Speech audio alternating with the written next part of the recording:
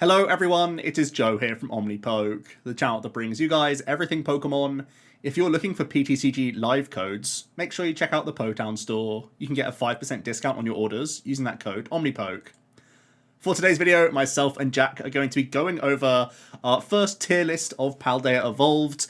This is still our early testing based on Japanese tournament results, our own personal testing, as well as the few online tournaments that we've had. So this is still kind of that rough outline of where we think things are going to land. Of course, we haven't yet played with the perfect 60s and are still trying out different things and experimenting with not just the brand new stuff, but also with adaptations of the current things. So do take a pinch of salt with this, but this is hopefully going to be a helpful introduction to that Paldea meta and where our thoughts are at for the two biggest tournaments of the season. Yeah, it's a really interesting sort of time span that this format's going to sort of work over, because there's like you said, there's only two tournaments, but they're arguably the two biggest tournaments of the whole season. There's Worlds and then there's NAIC, which is the biggest Western tournament at least. So it's going to be really important to see how this tier list sort of shapes up and how the meta looks pre-NAIC and post-NAIC, because we're not really going to have any data other than just online tournaments and testing before looking at Worlds. So yeah, we're going to jump straight in, and I'm personally going to start off with Gardevoir EX, because I think that's the big winner from Paldea Evolved.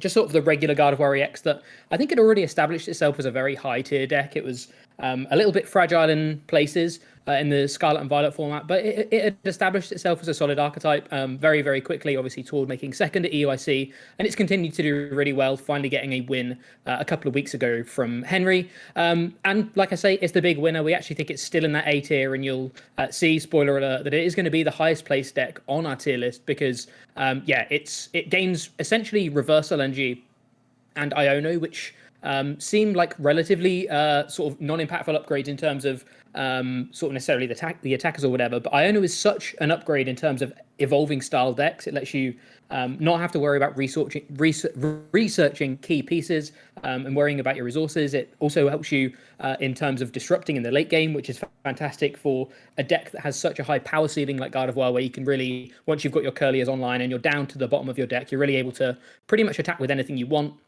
And that's even easier also with Reversal Energy. It actually turns the Chilling Reign Gardevoir, the one prize Gardevoir, into a real threatening attacking option. Now, before, you basically always had to use Zacian to try and hit into V star and V max numbers, unless you were able to get a couple of preliminary attachments on to a one prize Guardia. But now with Reversal Energy, you're able to get up to the 300 and 330 range quite realistically, very sort of quite often, and that really helps in terms of these up trades, which is exactly what Guardi's trying to do. I still think it plays Zacian. Zacian is still a really important card, especially just for the pressure that it can provide, because at the end of the day, Gardevoir is still a stage 2, and sometimes you just need that basic attacker. But it turns Gardevoir into a real threat, and in combination with things like Iono, having a one prize Pokemon that can basically deal with anything is really, really important, because you're able to Iono your opponent down to like 2 cards and leave a one prize attacking threat in the active, so they still have to take the one prize card on a low hand size, and you're still then able to respond with another KO on the following turn. So yeah, Gardevoir still has some issues here and there with Lost Box. Definitely these two cards. Reversal helps a little bit. Iono is more of a disruption tool against Lost Box, which is nice because it stops them from building combos. But definitely keep in mind that Lost Box still has there is some issues there.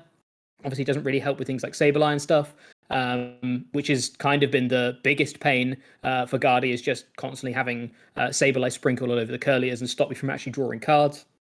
But realistically, outside of Lost Box, I think there are plenty of really, really solid matchups right now. And yeah, things like Iono and Reversal have just made the deck so much more consistent and increased the ceiling of what was already a high power ceiling deck a little bit higher. So yeah, it's definitely up there in tier 1. And I think it's, for me at least, the best deck in format looking towards NAIC.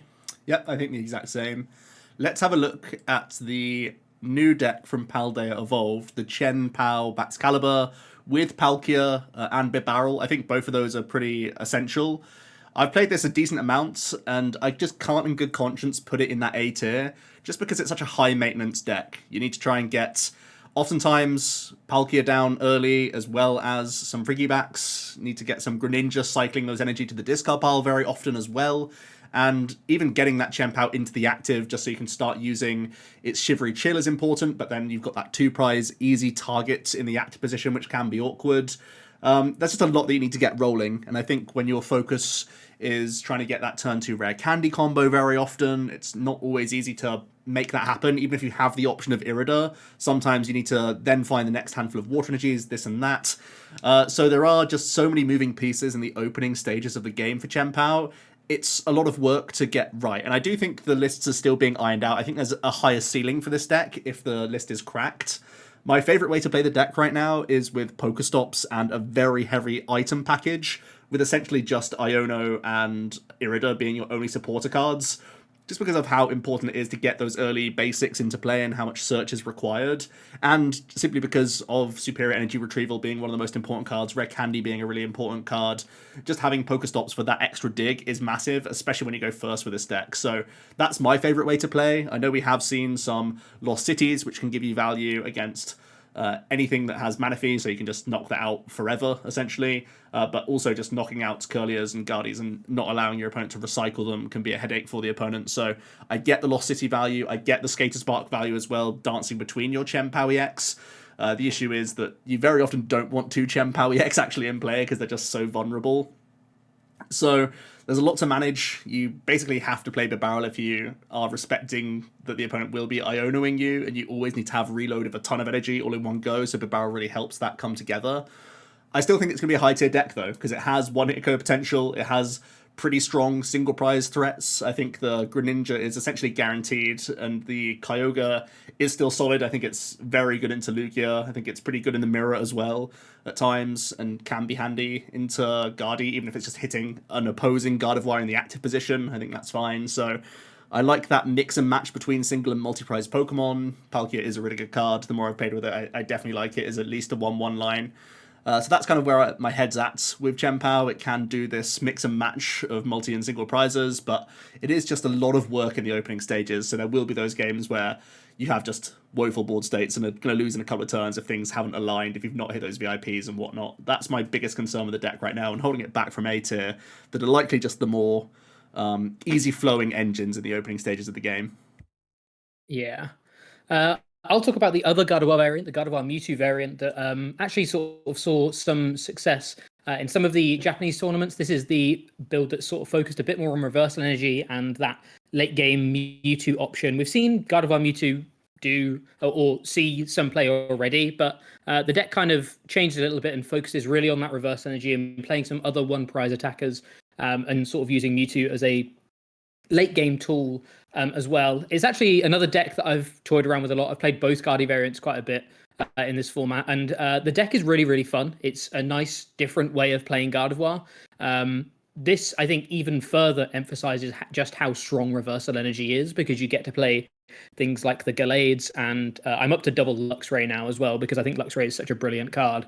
And in a list that's already playing heavy reversal energy, I've really been enjoying Luxray as just an option to start taking some prizes, put something on the board that your opponent has to deal with, whilst you're still sort of getting towards your late game Mewtwo combo.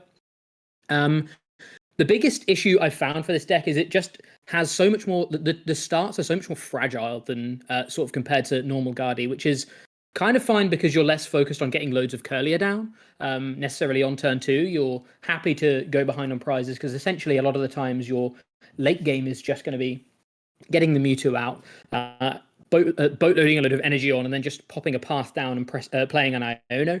So it matters a little bit less, but you still need to get to that point in the game. And whilst you're running still heavy research and stuff like that, it's still important to get these one prize Curlias down to start trading through the deck and build you towards your combo, because this is essentially like a 5 or 6 card combo when you've got the Mewtwo pieces, the Iono, the path, all of that kind of stuff. So there's definitely the starts are way more fragile. I think me and Joe have kind of discussed that this feels like it has the best late game of pretty much any deck in the format, because there's not really much you can do if you're being Iono to 1, a path goes into play and you've got a Mewtwo in your face, because it's just like, what can you do against that? It's just way too strong. But it doesn't actually come off all the time. And in the games where you don't actually get to that point, or you have these awkward games where you prize a piece and you need to pioneer for it, but because you're pioneering a turn, you're not researching a turn, so all of a sudden you're turn behind in getting down to that that low deck size to be able to pull off this combo. It just all feels a little bit more fragile. So it definitely feels like a way more feast or famine version of Gardevoir. I can definitely see people playing it. I think there will be people that really, really enjoy this style of play. And if this kind of lends to your style of play, and that you're, going for these sort of constantly being behind turns, just taking a prize here and there, and then trying to pull off a big combo at the end, it's definitely a deck that I would implore you try, because it's so much fun to play. But I think just the fact that it's way more fragile than regular Gardevoir, whilst it seems a little bit a little bit less linear, and you'll be able to do some cooler stuff, I think normal Gardevoir will have a much higher success rate. That being said, the pure fact that this has such a good late game basically means that you have to respect this deck, and I think there will be people that do take the plunge with it, and if they do, I think they definitely will be rewarded as well, because like I say, there's really not much you can do when a Mewtwo is putting 16 damage counters on your board and your Iono path. There's just nothing you can do, and the deck does do it like pretty consistently, but there's just these awkward games where you have to pioneer and stuff like this. And the other awkward thing about this deck is, because your whole plan is a very late game plan, you're always thinking in the back of your mind, oh, I can still get there, I can still get there. So I think this deck will actually be one that often baits people into playing really long games as well, which that already kind of happens with Gardevoir, but at least with the normal Gardevoir build, you're kind of still playing this sort of tempo game, and you can very quickly catch on if you're behind on tempo. Whereas the Gardevoir Mewtwo deck, you can be like 4 or 5 prizes down and be like, oh, I can still win this game as long as the path Iono sticks. And realistically, that will just bait you into a tie or even a loss in situations. So I think it's a very high risk deck, but it could be a very high reward deck. So yeah, if this is your kind of playstyle, I definitely implore you to give it a try, because I think it's probably one of the most fun decks I've played in a little while. But I think it's, for me, a little bit too risky compared to the consistency of normal Gardevoir. Fair enough. Let's have a look at some Mew then. And the discussion really falls around, what do we do about Spiritomb? And it seems like the answer overwhelmingly is that we jump ship from DTE and we go to a fusion build. So we're going to start with the one that we think is the build we should be playing these days, and that's going to be Fusion Mew, where you can use your fusion energies on your Genesect to then turn off the ability of Spiritomb affecting that individual Genesect, so you can still continue to draw cards. I think it's justifiable for Spiritomb to find its way into a number of archetypes. We saw in the most recent Japanese tournaments that there was a Spiritomb in the Gardevoir list, for example. It's just a easy, searchable, single prize basic that anyone could be adding, could easily find its way into Lost Zone boxes, as well as the sort of Giratina and Goodra builds of Lost Zone as well.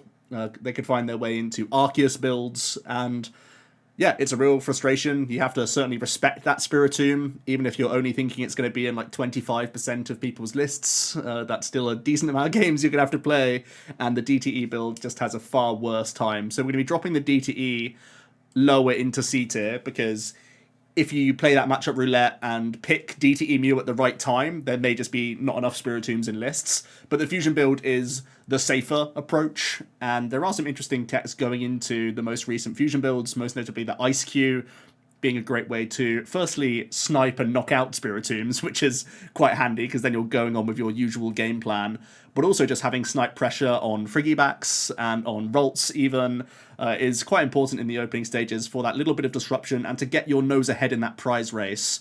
Which is quite nice. So yeah, the fusion build seems to be on top in this format, and that's thanks to the new tech card of Spiritomb, which we do have to respect. Now, there will be a number of decks still playing Drapion, but the fusion build also plays quite well against Drapion because you're naturally skewing that prize trade more favourably as well. So it feels like fusion is the way to go for Mew. We're keeping it in that sort of top of B tier because it is a consistent deck, but the fusion build has to cram much more in. You have less space for Judge and Iono. You have to throw in those extra energy cards and the sparkles and whatnot. So you are more combo orientated. It is more to sort of string together, all to cram into one list. You have less path to try and disrupt people for a combat game plan. You're really front-loading your luck in terms of your crams and whatnot to get into that game. And that's why we're going to keep it in B tier rather than A tier. Next up, I'm gonna break a few hearts, I think, talking about Zorobox. It's an archetype that I think we always try and really push to see what new sets, or what new cards from new sets help out, and try and improve this deck, to be honest. And it's the kind of archetype that you have to do that with because just the nature of Zoroark is such a strong ability. You have to look at basically every stage one that comes out.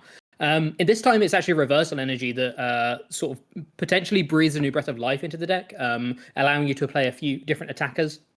Um, there's a couple of really interesting ones that you can look at, but I think the biggest elephant in the room is still there. The fact that Lost Box, which we'll get to talking about shortly, is still a big pain for you. You basically need to be dodging all of these different Lost Box variants, and whilst we think one is definitely dropping off, we still think Lost Box is very, very popular. There are some cool new attackers, or cool new things you can do with Zorobox with the reversal energy. You've got Mightyena kind of already in the list anyway, but you can actually now use that as an attacker against non-VMAX matchups, particularly against Gardevoir, which is really cool. You've got the new Sir Titan, which does 220 if there's a special energy attached. So that's just a nice way of just up trading into some 2-prize Pokemon, which is really nice. And then there's also a new Hisuian Arcanine, or you can play Hisuian Arcanine as well. But in general, I think the biggest issue for Zorobox is still just the existence of Sableye and the fact that that's going to basically bully all of these 1-prize decks. Zoro, it's kind of in no new position. Zoro has always been great at up trading into various different decks, but whilst Lost Box is still a known archetype, and there's Sableyes in at least 2 of the top tier decks, plus a couple of other sort of mid tier decks, you're always going to be worried about anyone that's playing the Lost Zone engine. So yeah, it's definitely seen a bit of an improvement with reversal energy, and it means you can do some even cooler stuff, but it's still not quite Zoro's day, I don't think. Yeah, the selling points are there, but the deck is still a pile, and still like its bad matchups hasn't changed. Yeah, let's actually talk about some Lost Box then. Iono does not kill this archetype at all. We've seen a lot of high placements in IRL tournaments as well as in the online scene already. They have been crushing, and I personally feel like the Kyogre Lost Box is right on up there. Even though there are going to be extra headaches now, there's going to be essentially more copies of Judge. You have to think about it that way because the Kyogre build only very often takes 2 prizes before going for its combo. If you can line things up, sometimes you'll be taking 3 prizes, obviously. But essentially just the fact that more decks have more copies of this hand disruption is a bit of a headache and a pain. But the good news for Kyogre is the format is shifting in a way where you have more favourables. You're going to have more Gardevoir to sort of feast on in the game. Now, Guardy isn't by any means like free. Of course, we've mentioned that there are going to be lots of hand disruption thrown at you throughout the game, but you have easy prizes basically throughout the entire game. There's a lot of ways that you can try and capitalize on the opponents, and even if they do go for, their sort of tankiest early game mon in Zacian, you can sometimes get through that in a couple of hits and then even look to horn it back at times. There's obviously a lot of plays that the Guardy can make, but I feel like Kyogre is very well set to deal with Gardevoir, and it continues to be a real threat and presence for other multi-prize decks out there for that finishing combo. It is a headache, but I feel like we have started to see some more well-ironed list. We've had such great success in the recent regionals from the Azul sort of testing group, I'm going to call it, as a shorthand, where Danny, Grant, Azul himself, of course, they've all been doing really well with the Kyogre build, and I think now that you get Rod as well into that mix, you have a little bit more easier flow of Pokemon. Your Pokestops are less chaotic. You have better ways of reloading certain things at different times, not relying entirely on Clara. So I really like a heavy Pokestop build of Kyogre Lost Box. And I think if you've started to become adept with that archetype over the last few months, it's going to continue to be a really good play, I think, for the next couple of tournaments. Yeah, definitely. Let's take a look at Sableye Charizard. That's going to be the Lost Box variant that I think is hit by Iono the most, basically because you're not able to do this 4-prize thing a lot of the time, where you only take a couple of prizes. Towards the late game, you really are going to start to be hurt by Ionos, which is a shame because whilst this isn't as anywhere near as combo-y as the other Lost Zone builds. This still requires you to be finding Claras, you to be finding, or I guess Super Rods as well, finding basically ways of reloading your Charizard. And that's going to be really hard, especially when you start to get your hand starts to go down to 1 or 2 cards. So this is definitely the Lost Zone deck that is hit the hardest by Iono, and that's pretty much the entire reason that it's going to be dropping all the way down to C tier. I think this is, or at least for me, this is my favorite Lost Zone box at the moment, but it's definitely started to look way less favorable anyway, just with how well the Kyogre build has been doing anyway. But yeah, I think this is, like I say, without a doubt, the build that is hurt by Iono the most. It's weird because it's not as combo heavy. You don't need as many cards to pull off these combos, but you still need to be reloading these Charizards every turn. And I also don't think, like, you're not able to, a bit like the turbo build sort of front loads all of its combo and then just tries to tempo its way out of the game by having a really, really fast few turns, so you're not really too worried about Iono.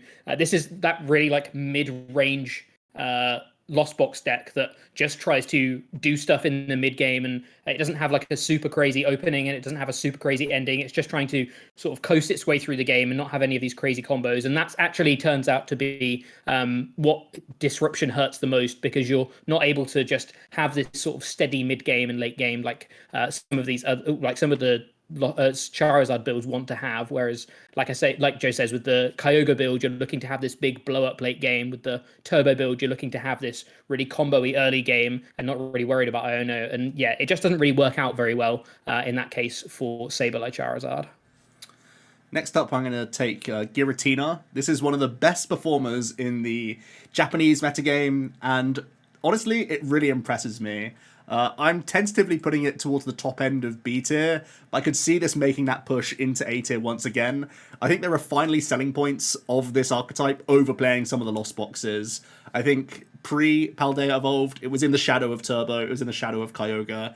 But I think now there are enough selling points around that Giratina where, thanks to Jet Energy, we gain space in order to then switch up our stadium count to play Path, which opens up a disruptive avenue for this deck where we have Path Iono or Path Roxanne. You're probably playing both in your deck list to try and create some awkward board states for the opponent, and we're still mixing and matching the threat of Greninja, the threat of Sableye, and Cram Pressure, but also have some great beat stick potential. And I think the differential between Tina and some of the other Lost Zone boxes is that you could have only taken maybe like 1 or 2 prizes maximum before you're ready to like unleash your gates, spam them onto multiple Giratinas, and at that stage, even if you are getting hit with Iono, you're pretty okay with that situation more often than not, because you'll be, you know, a V-Star away or an attachment away from doing something that is really powerful. So I think Giratina has a lot of selling points. It gets to cheat space with Jet Energy, which is becoming one of my favorite cards from this set, to be honest. It's such a great one. Obviously, Iono's the best.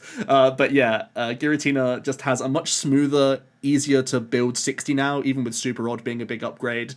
The list is just becoming spacious again, if that makes sense. Or you get to utilize your space more properly, I should say, and just have higher power level cards in the list that all make sense, and you're all sort of pulling in one direction. So I really like Lost Zone Tina going into this set, and it's one that I'm going to devote a lot more time into after being very harsh on it in the previous format. I think there's definite reasons to like this archetype for the push potential when need be into like Lugia matchups, and if there are going to be tanking decks out there.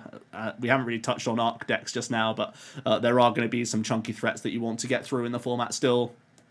Giratina still solves that situation for you, but you can also cosplay as a single prize deck for large portions of the game, especially now that we have Super Rod. It's much easier for Tina to sort of make that come together, so I'm a big fan next set. I'm going to talk about the other Lost Zone variant or Lost Box variant that I kind of just spoke about a little bit when talking about Sableye Charizard. This is the sort of turbo build, which has 2 prizes and Forest Hill Stones and all that kind of stuff that really tries to push to 7 on turn 1 if it can and get to 10 on turn 2 a lot of the time, really trying to close out games quite quickly with powerful attackers like Dragonite and Sableye. This still seems like a really solid archetype. I think, like I said, it's kind of in the same way that Lost Zone Kyogre isn't too bothered about Iono, because you're holding this game-winning combo where you've still got 4 prizes. This deck isn't as fussed about Iono because you're trying to really front-load that combo, like I mentioned. So you're trying to do all of this stuff really before your opponent is going to be having these high-impact Ionos down to 2 or 3 cards.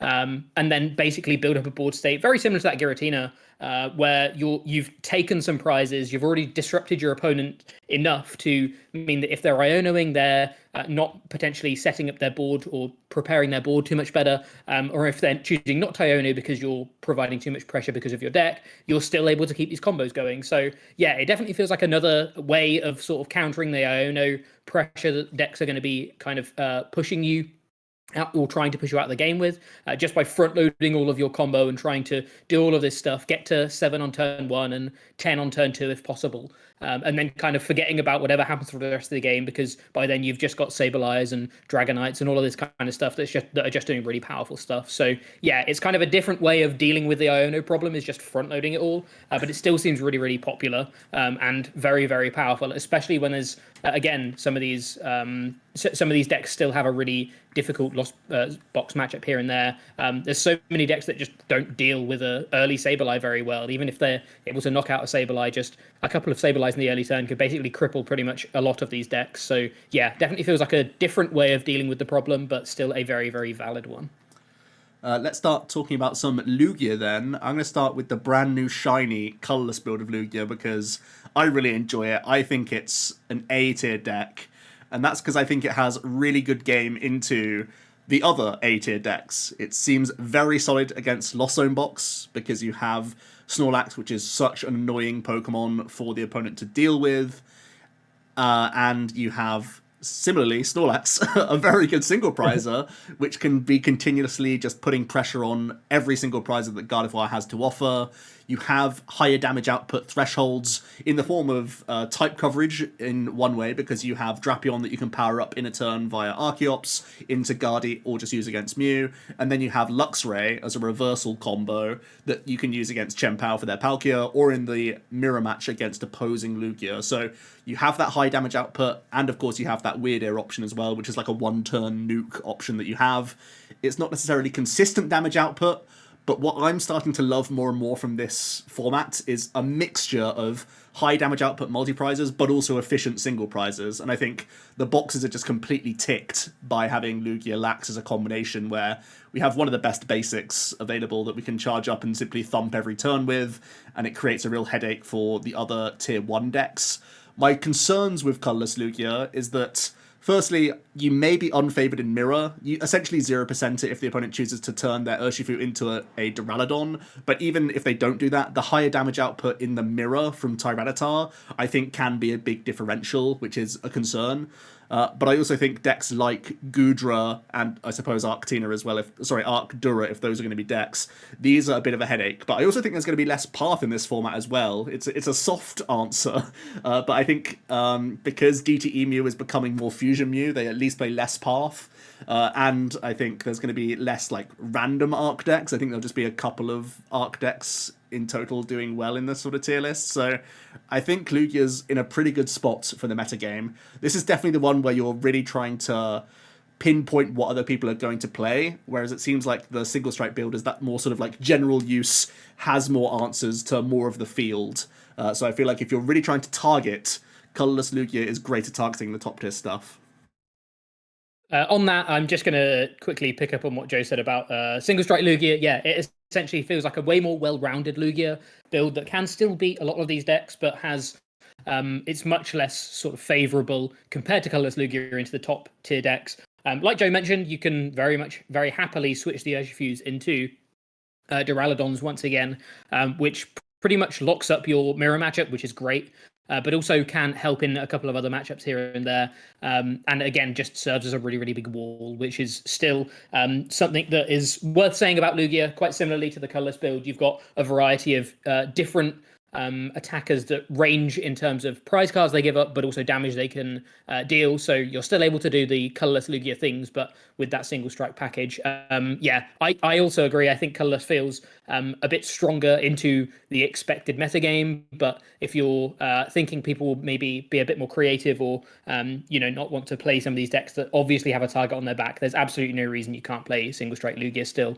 It still seems like a very, very strong archetype, and can definitely pretty much, I feel like it's as long as it gets into the game, it's in the game against pretty much every deck, other than random sort of, Duraludon decks if we're cutting the Urshifu stuff, which we think realistically Duraludon's going to be a little bit less popular anyway. So, I think there's definitely game into pretty much every deck with Single Strike Lugia, as long as you can get into the game, which has always been the case with this deck because it's a bit flip heavy here and there. But yeah, my personal preference is also colorless Lugia, but absolutely no disrespect to Single Strike at all.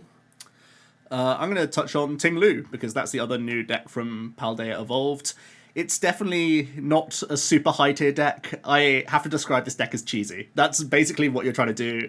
You're trying to be the only one playing the game, where you have a lot of combo cards to play in the opening stages, where you're using shoes, pickaxes, Squawkabilly, trying to get that early Dino Cry from your Koraidon. You're looking to go wide, you're looking to power up that land scoop as quickly as possible, and throw the opponent off their game with early Judge. Yes, Judge, not Iono. Judge is so important for this deck, it's insane. The list that I've seen so far that have played Iono and no Judge, it makes no sense, and I'll tell you for why. Because you are trying to just stop the opponent from playing the game. If Lugia or Guardy get in the game, they will just outpower you, because their resistance is massive, and they can just punch you down, essentially. Even if you are locking things out and there aren't like Radiant Serenas in some of these Lugias, and even if you are stopping a lot of the draw from Gardevoir, as soon as they find their EX and they are just able to attack with it, you're going to just get outpowered. And at the same merits, they can always just find their boss's orders too early and take out the Koraidons, take out the Squawks. They're still taking out multi-prizes, getting ahead in that race, but also gaining turns of breathing room, turns of reprieve from that ability lock. So a lot of issues around the Tingloo. The way you have to play this deck is simply let me try and judge you and ability lock whatever's currently on board and see if that sticks. I think that's the biggest way that you can get any percentage out of this deck, because it feels like it's really kind of copium, but it's an easy deck to pilot in that you just have to go through your opening turn, create as big of a board state as possible, create some very chunky Tingloos, and hope that they can sort of power you through to victory from this early game hand disruption. Because whenever I've sort of tried that with Tingloo, it's basically just been opening hand simulator from the opponent's side and see how the judge does, because this is the whole reason why the deck's a thing. The only other like minor upside is if you expect a huge wave of arc decks, you at least hit for weakness there. So that's the only matchup where you have good damage output, essentially. Speaking of, let's take a look at some arc variants, because we haven't really talked about them so far. I'm going to talk about Arceus Tina, because I think this is definitely the deck that I've thought about the most, or the arc deck I've thought about the most. We're going to pop this in B tier because it seems like one of the better Gardevoir counters that isn't sort of a Lost Zone counter, Lost Zone deck, I guess, because it seems like one of the better sort of disruption decks. Judge Path trying to again lock the game up quite early. You've still got things like Giratina to help deal with the Gardevoirs. This is actually also, bizarrely, probably the matchup I've played the most is actually Gardevoir into Arctina, and it definitely feels like you only need to have this lockup for 1 or 2 turns, or get rid of 1 or 2 Curliers here and there, and there's just not enough time for the Gardevoir player to build up enough of a board to be able to get through multiple 280 HP 2 prizes. Obviously, if they're able to get into the game and they're able to start trading up, it feels a bit scary, to be honest. But this definitely feels like one of the better disruption decks, especially given that also, even though they're using Gardevoir to trade up into the 1 prizes now, trade up into the 2 prizes now, they're still having to put 2 prizes down. And having things like cleansing gloves and stuff to deal with the Gardevoirs is still really, really important. So yeah, it feels like one of the better decks to deal with Gardevoir. There's also sort of the Pikachu debate, whether you want to be playing Flying Pikachu or not. It's in some lists, it's out of some lists. It definitely helps shore up your Baxcalibur matchup, which otherwise is pretty sketchy, because, again, if they're able to get out of this lock, there's plenty of 2 prizes on the board for them to be able to try and knock out. There's no real tank ability against them, so that isn't really very nice. So I think Pikachu is definitely obviously something to consider. You have to think about how much space that's going to take up, I think, is the biggest sort of elephant in the room with that, because already when you're getting hit with random Ionos and stuff, some arc decks can feel a bit weird, can feel a bit awkward here and there, because it's really, really important in the early turns to basically just get into the game, get your Arceus down, get your V-Star power going, get the barrel on the board. If you're able to do a lot of that, your deck is so board centric, you kind of don't really care about the Ionos and stuff that are coming out from the opponent. But yeah, early game Ionos, I think for Arc decks are still going to be a bit of a shaky one here and there. And if you're trying to add in the Pikachu stuff as well, obviously that's naturally maybe going to eat into some of those consistency spots here and there. But yeah, it feels like a really, really strong deck, to be honest. I personally think it's the strongest of the Arc decks. I still think it was still doing really well, obviously, in the previous format, but it was something that I think some people didn't really, or didn't really, I guess, give it the consideration it should have had, because it was sort of, it only ever had sort of flash in the pan success. It was never like, there was never loads and loads of it into day two. It just sort of saw really high placements here and there. It still feels really, really strong though. And I think, like I say, it's definitely for me the strongest Arceus deck. And I think it's going to be the one that most people will naturally gravitate towards, especially for tournaments like NAIC and Worlds, where maybe you're worried about having to play 14, 15 rounds of very thinky decks like Gardevoir or Lost Box. With Arceus, you can pretty much just lock in the first couple of turns and then you're coasting from there. So yeah, there's definitely merits to this in some of these bigger, sort of high intensity tournaments, I think, as well. Nice. I'm going to take Arc Dura then, and I think this is a real fall from grace. I think it's going to be borderline unplayable, and that's always a risk, because I've said this before about Arc Dura and it's still found a way to be okay. But I really feel that if you're bringing a deck without an engine, you're bringing a knife to a gunfight, because you can just get completely railroaded by Iono over and over again. Arc decks are good at powering up their next attacker, but oftentimes one Arc, one Dura doesn't get the job done. Sometimes you have other stuff in the list doing other things, and we have seen recently, the Umbreon VMAX coming into the deck list and some shenanigans with Hawlucha and Alakazam and these sorts of things. They just don't come together. The stars don't align well enough when many other decks in format have 3 or 4 Ionos at their disposal, and they're going to completely spam you out of those sort of like last turn bosses orders and stuff that you need in the format, especially because there are so many single prize attacking threats that can be attacking into you.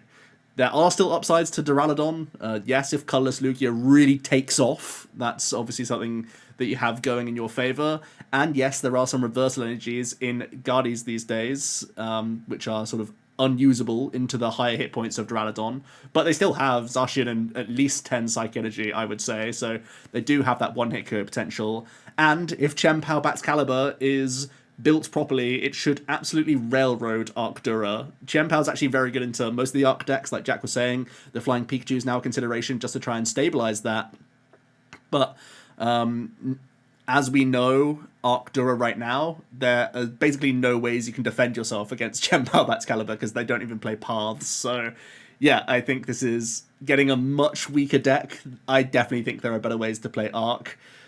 So I feel like, yeah, you got to be running an engine in this day and age, because Iono is too big of a threat that is just in everyone's deck list.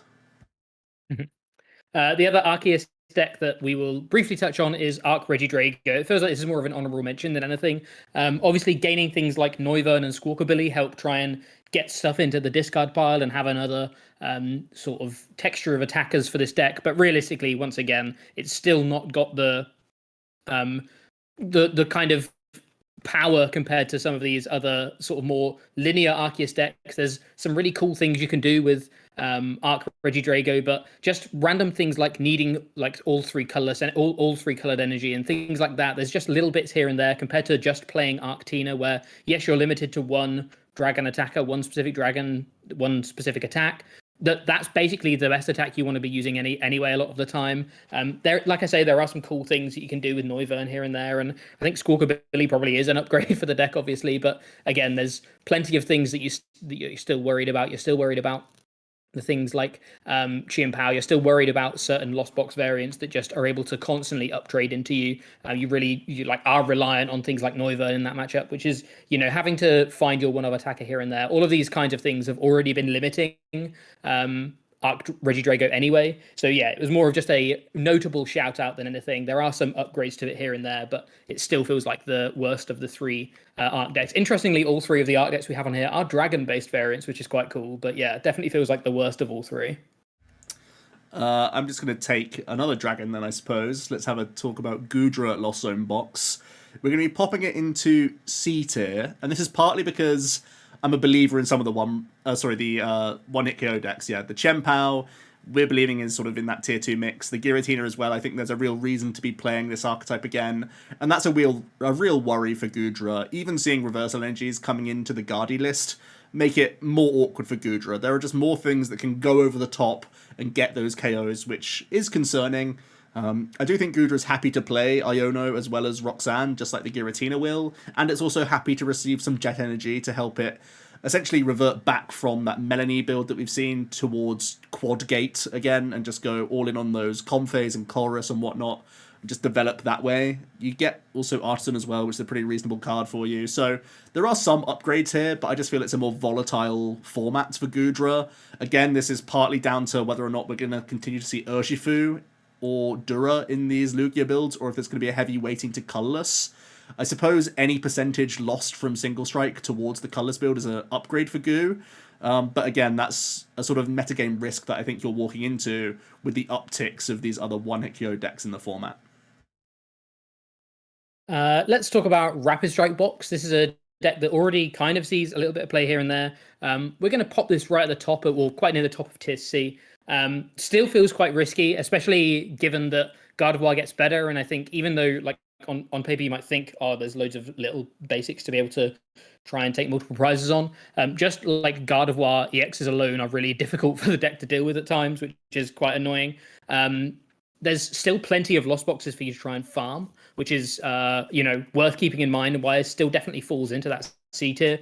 But yeah, the other decks in A tier, Lugia, you've never ever had a good time against, and I think whilst that there's definitely going to be more Lugias about, and again, just the deck's not very good at dealing with high HP 2 prizes, things like Arceus, things like Lugia and Gardevoir, because they're not weak to you like Arceus is, so you still find it quite difficult to get through some of these high HP 2 prize Pokemon, the V-Stars and stuff like that.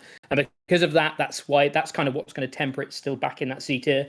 If you go into a tournament and you're able to hit multiple lost boxes in the exact same way that it has been in this format, you'll definitely see one or two of these squeak into day 2, because they're able to just farm lost box after lost box. And similarly, you're still able to do this kind of thing, especially well against things like Giratina as well, even though they obviously still have that 2 prize emphasis here and there. Just being able to bully the Comphase and stuff is definitely something that's possible, but I think realistically you're going to be even more hampered than you were previously by the amount of Lugia and Gardevoir in the format, and that's kind of what's going to stem the success of this deck. I think you'll probably start to see less of this in terms of making it through to day 2s overall going forward. I guess I'll take the deck that's just done well at regional championships, the Turbo Darkrai. Good for you, you got on the tier list. I'm still going to put it right at the bottom. It gained Squawk, so it has some extra push in the opening stages, which is big for a combo deck that loves having discard synergy. And the deck already scatterguns a ton of multi-prizes onto the board quickly with multiple Darkrai and Moltres V in the opening stages, so it's helping you ramp, I suppose, and you are still reasonable in terms of type coverage. But you need to have a pretty blessed day and face a lot of Mew in a row in day 2 if ever you're going to reach that top cut again, I think. Finally, we're going to talk about Meriden. Meriden is still going to be pretty low in that C tier. It still feels like if you're able to, it's a deck that's really able to get into the game quite a lot without being too worried about various like finding all of these VIP passes and stuff early on. Meriden is really good at getting into the game. The problem, I think, is it doesn't really have a great way of closing out the game, because you're reliant on a lot of energy, and you're reliant on a lot of these generators. I think for me personally, these lists that are playing Flaffy are kind of doing it right, even if it's just a 1-1, just to try and keep you ticking over into the late game. But even so, there's still plenty of 2 prizes in the list that a lot of these top tier sort of tier 1 decks want to be trading up into. Now Gardevoirs find it even easier to trade up into you, which is annoying. There's already Guardy lists that are respecting all of this Greninja and stuff going around to play multiple mana fees, so you can't even sort of do the Magnezone thing anymore, I don't think, particularly effectively. I don't really feel there's like a set in stone Meriden list. I still feel like people kind of play Meriden in their own way, whether it's with Regielekis, with Magnezone, with just heavy Raikou, with the Raichus and Flaffies, and there's still loads of ways of playing Miraidon, but I think realistically none of the ways really provide an exception. None of them really do anything any more exceptional than any of the decks above it. It gives you variety, and I guess when your opponent turns over Miraidon, there's not necessarily not going to know what to kind of play around because they could be playing pretty much anything. But I think realistically, it doesn't do anything any more exceptionally than any other deck, other than I guess having less reliance on VIP pass compared to some of these other decks. But that's pretty much the only selling point in my mind. The type coverage is nice as well, I guess. Against some of the Lugia decks, but even so, a lot of these Lugia builds will try and Lugia for exactly the V-Star power and then basically forget it ever exists in their deck anyway and use these other attackers anyway. So that's only going to really net you 2 prizes. So yeah, it still feels like it's able to get into the game at times way better than some other decks, but doesn't do anything particularly effectively once it actually does so. There we go then. That's all the decks on the tier list. If there's any that we haven't discussed, you can put them in a comment down below and we can tell you why we think they're similarly towards the lower stages, unfortunately. But yeah, that's how things are lining up. I think there's still a lot of intrigue, specifically around chien-pao and how that one shapes out. And also the struggle for which is the best Lost Box, which is the best Lugia, which is the best Guardi. Even, what sort of new Arc decks can stem from this tournament. We saw a brand new Arc toolbox sort of overcome the last international championships. It could end up surprising again at the NAIC. So yeah, really interesting times. Myself and Jack are focusing entirely on Worlds, but of course we have to see what happens at the NAIC to sort of dictate what's sort of the play, I suppose. But yeah, we're going to really be sinking our teeth into this format. We're playing a lot off camera as well and getting a lot of testing done. So ideas are going to change and adapt over the next few days and weeks, and we're going to be bringing you a top 10 next week as well, just in time for NAIC. So stick around, and we'll be back tomorrow for another video. Cheers.